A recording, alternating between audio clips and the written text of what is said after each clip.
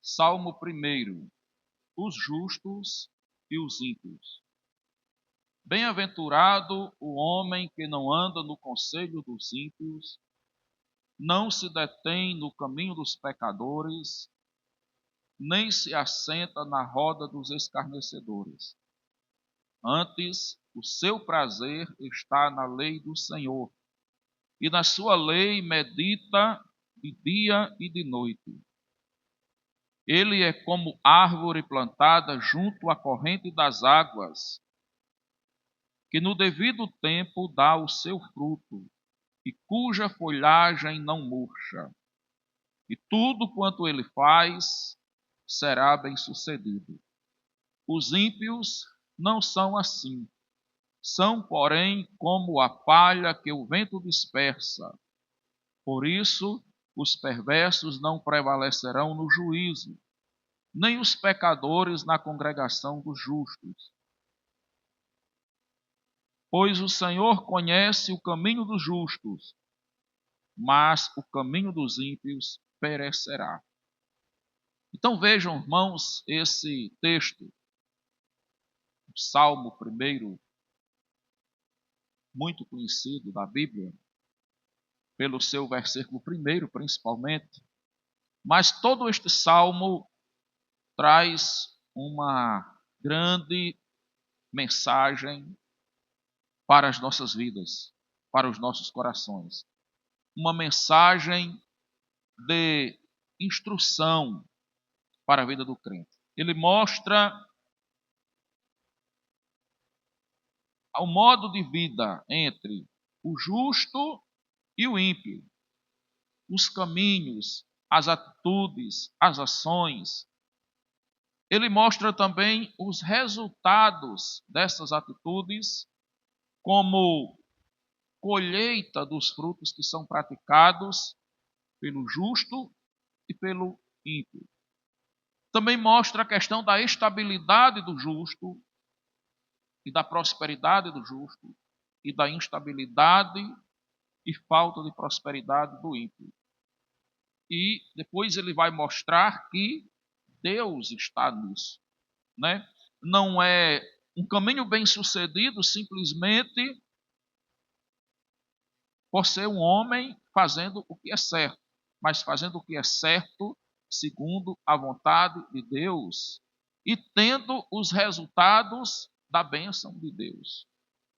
Pelo outro lado, o ímpio que anda em caminhos que não agradam a Deus e não tem também a bênção de Deus. Olha o versículo 1 que diz assim: Bem-aventurado o homem que não anda no conselho dos ímpios, não se detém no caminho dos pecadores, nem se assenta na roda dos escarnecedores. Três coisas neste versículo são apresentadas para que o justo seja feliz, para que o homem seja bem-aventurado, ou seja feliz. Primeira coisa, não andar no conselho dos ímpios. Saber, meus irmãos, inclinar os ouvidos para o caminho certo é uma das grandes virtudes do ser humano. A maioria das pessoas que se dão mal na vida é porque elas não sabem buscar conselhos para as suas vidas em situação nenhuma de ninguém. Tem gente que tem um repúdio total por conselho. Tem até aquela pessoa que diz assim: se conselho fosse bom, não se dava conselho, se vendia. E aí essa pessoa ela não quer conselho de ninguém. Tem aquelas outras que não rejeitam o conselho, até querem o conselho, mas elas procuram conselheiros errados. Procuram homens e mulheres que vão aconselhar de uma forma que muitas vezes o conselho que é dado hoje vai levar a um arrependimento maior amanhã ou depois. porque vai buscar conselhos com pessoas que trazem uma informação de fontes erradas. E aquele conselho vai aumentar o sofrimento, a decepção da pessoa, e lá na frente a pessoa vai ter mais problemas do que ela tinha quando procurou o conselho. Mas sendo assim, então qual é o melhor conselho para se buscar? A Bíblia fala que o justo, ele busca o conselho do Senhor. Em Provérbios diz que o temor do Senhor é o princípio da sabedoria. E a sabedoria ali descrita em Provérbios, além de ser o temor do Senhor, é buscar o conhecimento de Deus. A palavra de Deus, ela é cheia da sabedoria de Deus e ela tem resposta para os conflitos das nossas vidas. Para os conflitos espirituais, para os conflitos morais, para os conflitos da vida social, familiar, para os conflitos internos do ser humano. E quando nós, como crentes em Jesus, buscamos a Deus através da oração, da leitura da Bíblia, buscamos a direção de Deus, o Senhor nos faz entender a sua vontade, o Senhor nos dá o discernimento para as questões da vida e a gente começa a sentir a paz de Deus que preenche todo o nosso coração, que tira os nossos temores, as nossas inquietações, que tira as nossas preocupações, as perturbações da nossa alma e nos faz sentir o refrigério da presença de Deus, daquele que está no controle das nossas vidas, daquele que tem o poder para resolver todas as coisas. Então, o crente, ele tem que pensar que o conselho que ele tem que buscar é o conselho que vem do Senhor. Talvez alguns digam assim, pastor, mas não tenho assim muita profundidade nos conhecimentos da Bíblia, eu preciso de alguém para me ensinar, de alguém para falar. Então busque alguém que fale para você segundo as Escrituras. Porque nós, como cristãos, nós estamos autorizados e somos indicados por Deus a sermos conselheiros, a usarmos a palavra de Deus para repreender, para ensinar, para corrigir, para confortar, para evangelizar, para trazer instrução do Senhor, de modo que aquela palavra ela prepare os crentes em Jesus para serem mais santos, para serem mais dedicados a Deus e para conseguirem vencer melhor os problemas da vida. Segunda coisa que nós vamos ver nesse versículo: não se detém no caminho dos pecadores. Primeira coisa, não ouvir o conselho dos ímpios. Segunda coisa, não se deter no caminho dos pecadores. E o que seria se deter nos caminhos dos pecadores? É se entregar ao caminho dos pecadores. É andar largamente, com passos largos, no caminho dos pecadores. Às vezes a gente vê pessoas que elas têm até uma fé grande em Deus. E diz assim, pastor, eu queria muito ver os milagres de Deus, ver as obras de Deus acontecerem na minha vida. Eu queria muito pregar o evangelho e transformar a vida das pessoas. Eu queria muito ser alvo dessa graça de Deus. Esse é o sonho de muitos crentes. E aí, meus irmãos, nós vemos em todas as áreas, no ministério, no meio dos pastores, no meio dos membros, dos congregados, daquelas pessoas que também não são crentes ainda e que gostariam de viver uma vida cheia de milagres. Mas o que acontece? Para que nós possamos ver uma vida onde Deus opera, onde a palavra de Deus ela se cumpre na nossa vida, nós precisamos trazer aquilo que nós aprendemos na palavra, os ensinamentos de Deus para o nosso caminho, para a nossa prática de vida. Não adianta nós vivermos uma vida onde nós temos uma mensagem cristã nas nossas bocas, mas nós temos comportamentos nas nossas vidas que não são cristãos. cria-se uma incoerência entre aquilo que nós falamos e aquilo que nós vivemos.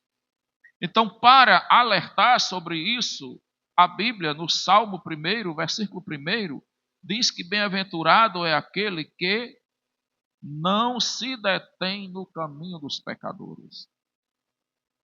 E é fácil nós sabermos qual é o caminho dos pecadores. Todos nós sabemos o que é o caminho do pecado, o que é o caminho da desobediência, o que é o caminho que desagrada a Deus. Então, para sermos felizes, é não se determos no caminho dos pecadores.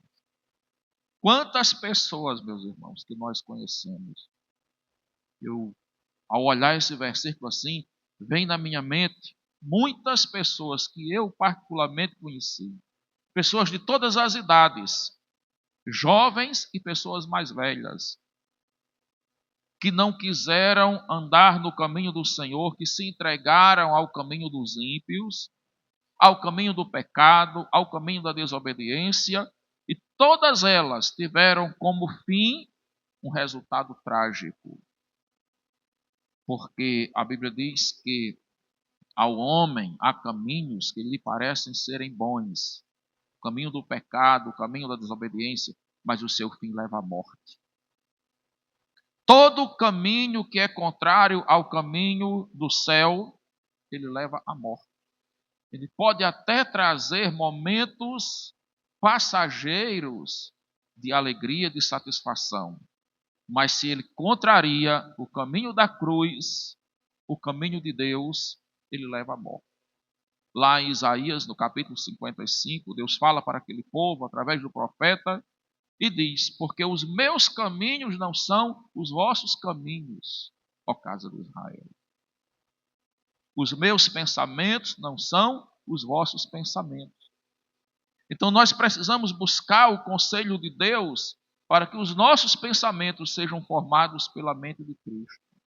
E nós precisamos buscar o caminho da cruz, o caminho da Bíblia, seguir os passos mostrados pelo Evangelho para que nós não caiamos na cilada de andarmos no caminho do mundo, no caminho dos ímpios, porque o seu fim é fim de morte. Não seguir o conselho de Deus traz a desaventurança, a tristeza. Seguir o conselho de Deus traz a bem-aventurança. Não seguir o caminho do Senhor traz a morte. Seguir o caminho de Deus traz a bem-aventurança. E a terceira coisa que esse texto nos mostra é não nos assentarmos na roda dos escarnecedores. Isso aqui, meus irmãos, ele é tão importante. E a gente precisa, como cristãos, saber aonde nós andamos, com quem nós andamos e aonde nós estamos.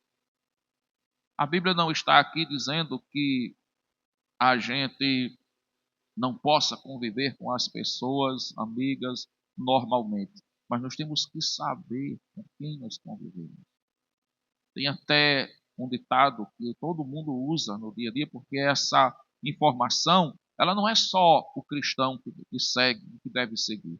A gente vê na boca das pessoas no dia a dia, as pessoas dizendo, todo dia eu vejo alguém dizer isso. A gente tem que saber com quem a gente anda, aonde a gente anda, os lugares que a gente vai. Há lugares que não são adequados para o crente. Há lugares que não são os melhores para o crente. Há lugares, meus irmãos, que não são apropriados porque tanto podem prejudicar, levar-nos a nos envolvermos com coisas que prejudiquem outras pessoas, como também prejudicam a nossa vida, se não fisicamente, mas espiritualmente. Então ele diz assim: não se assente na roda dos escarnecedores. A palavra escarnecedor aqui significa zombador. O escarnecedor é aquele que zomba, que escarnece. É aquele que faz chacota da vida das pessoas. Né? É aquele que zomba dos outros. E a gente vê muito isso, as pessoas cheias de erros, cheias de pecado, mas elas estão todos os dias procurando meios de falarem mal dos outros, de fofocarem dos outros, né? E o escarnecedor é o fofoqueiro mesmo, ou fofoqueira, né? É aquela pessoa que fica denunciando um, denunciando o outro, levando um para o Chico dali, levando um para o Chico daqui, trazendo um de lá e procurando de todas as formas prejudicar a vida dos outros, que zomba dos infortúnios dos outros, né? Se alegra com os males dos outros, com os problemas dos outros, e fica naquele converseiro de levar a vida de um e trazer a vida de outro. O que isso tem trazido muitas vezes? Tem trazido os problemas para essas pessoas. Muitas vezes essas pessoas se envolvem com problemas que elas não precisavam se envolver, com problemas que nunca deveriam ser delas se elas soubessem andar em um canto, que elas não se sentassem na roda dos escarnecedores. Quando os escarnecedores ali arranjam um problema, o problema vem para todos aqueles que estão sentados ali na roda. Todos se tornam participantes porque todos são cúmplices. Então a Bíblia, querendo nos advertir quanto a isso, ela vai e diz assim: é feliz aquele que não se assenta na roda dos escarnecedores. Onde é que o crente deve se assentar? A Bíblia diz que nós devemos estar em todo o tempo falando com salmos, com hinos, com cantos espirituais, falando coisas que vão edificar, que vão construir a vida do outro e a nossa vida espiritualmente, que vão fazer o bem. Então, nesse lugar onde se louva a Deus, se engrandece a Deus, se traz uma mensagem que edifica o outro, é o lugar adequado para o crente se socializar, para o crente viver a comunhão. Então nós sabemos que no meio da fraternidade cristã, na igreja, é onde nós falamos do amor de Deus, é onde nós procuramos edificar o outro. Então, muito cuidado com essas questões, porque associar-se ao caminho dos pecadores, à roda dos escarnecedores, traz a desaventurança. Não são todas as pessoas que são escarnecedoras. Há muitas pessoas que não são cristãs e que são pessoas excelentes para a gente conviver, se edificar e ser edificado. Né? Por outro lado, há pessoas também que às vezes estão no meio cristão, mas que escarnecem, e a gente precisa ter cuidado. O escarnecedor aqui não tem classe social, não tem posição social, nem tem religião. Pode estar numa religião ou estar fora da religião e ser escarnecedor. E pode ser alguém que tenha religião ou não tenha religião e ter o temor de Deus. Então, muitas vezes, nós temos que ter o cuidado, porque às vezes a gente vê a pessoa, julga muito que o ímpio, os pecadores, escarnecedores, são somente aquelas pessoas que não temem a Deus, que não servem a Deus. Há pessoas que às vezes não servem a Deus, mas temem a Deus, respeitam a Deus e têm bons princípios no seu coração, embora não sirvam a Deus, né? Se servissem teriam muito mais, mas têm bons princípios para consigo mesmas e para com o próximo. Mas, por outro lado, tem aqueles que, mesmo estando vivendo a vida cristã, não estão ainda vivendo de acordo com a palavra de Deus. Então, ficam esses 3 conselhos hoje, meus irmãos, para nós como igreja, termos a bem-aventurança. Lá no versículo 3, ele vai dizer que aquele que faz isso, para você sair desses caminhos, o versículo 2 dá aí uma indicação: meditar na palavra do Senhor de dia e de noite. A gente lembra desse texto aqui de Josué, né? Deus disse a Josué: Josué, medita nas palavras da lei de dia e de noite. E enquanto você fizer isso, você vai ser bem-sucedido e vai fazer prosperar o seu caminho. Isso é uma regra para todos nós, irmãos. Todo o tempo que Josué esteve à frente do povo de Israel, tanto ele como o povo todo prosperaram. Ele prosperou e o povo de Deus prosperou. Então era para todos. E é para nós hoje também. E essa prosperidade vai ser mostrada no versículo 1. Ele é como árvore plantada junto à corrente de águas, que no devido tempo dá o seu fruto e cuja folhagem não murcha. E tudo quanto ele faz será bem sucedido. Você quer uma palavra mais clara do que essa? Quer algo melhor? Como uma árvore que está junto à corrente das águas. Jesus disse em João: se alguém tem sede, venha a mim e beba. né? E aquele que crê em mim, como dizem as Escrituras, do seu interior fluirão rios de águas vivas. Essa fonte das águas que deixa verde a nossa folhagem, que nos alimenta como árvore plantada junto às correntezas do rio, é o Espírito Santo. É buscarmos o conselho de Deus, é bebermos da fonte do Senhor. Ele diz que no devido tempo dá o seu fruto. E aí, quando o crente sabe que às vezes ele está buscando algo em Deus, e ele está esperando no Senhor, está buscando, e o tempo vai passando, mas ele sabe que tem um tempo de frutificar, que tem uma estação certa para Deus fazer o fruto nascer, ou para Deus dar a colheita do fruto. E no outro na outra parte, ele diz assim: cuja folhagem não murcha, os seus semblantes, a sua alegria espiritual, a sua fé, os seus valores, os seus princípios, o seu bem-estar como cristão. Você continua alegre buscando em Deus. Você continua um crente animado. Você sabe passar pelas lutas, pelas provações, sem perder a sua fé, sem murchar como a árvore que está fora da correnteza das águas. Sempre haverá o sinal de vida. Estamos falando da vida de Deus, da vida cristã, da vida como uma árvore que está plantada na correnteza do rio, que é sempre verde, que a sua folhagem é saudável. E aí ele termina dizendo aqui: e tudo quanto fizer será bem sucedido. Então a Bíblia está falando de prosperidade, de ser bem sucedido. Porque a gente pensa que prosperidade é muito dinheiro. Mas tem gente que tem muito dinheiro e não é próspero. Tem gente que tem um dinheiro básico para as lutas da vida e é próspero. Porque prosperidade não se refere somente à questão financeira.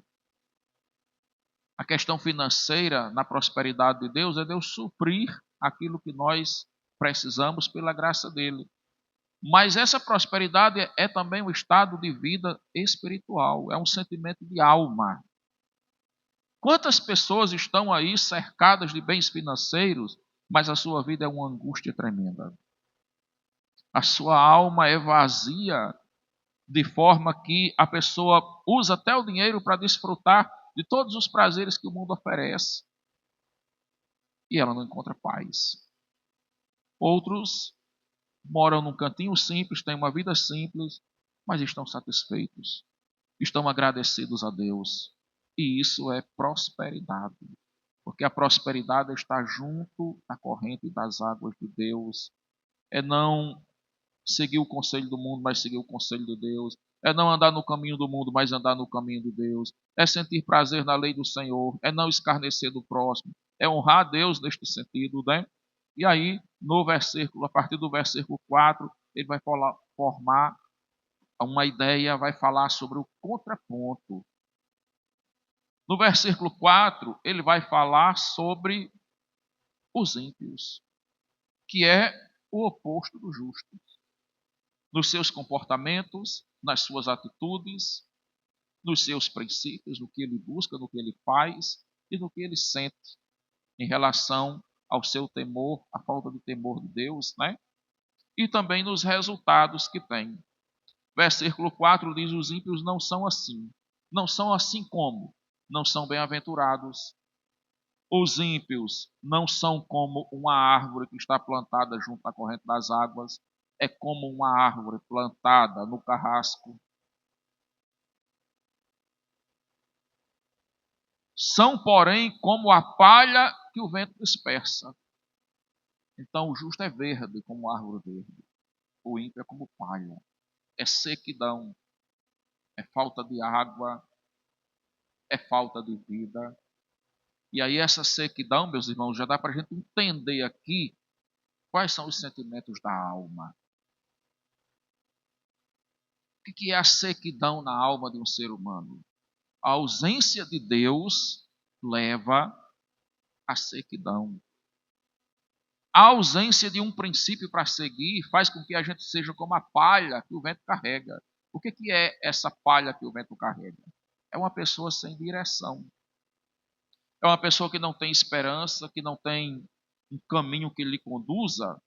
E a pessoa fica batendo em várias portas, procurando vários lugares, flutuando como a palha seca. O vento dá para a direita, leva para a direita, dá para a esquerda, leva para a esquerda. Vai para lá, conduz a pessoa, depois volta para o outro lado e aquela palha está ali flutuando, porque ela não tem estabilidade.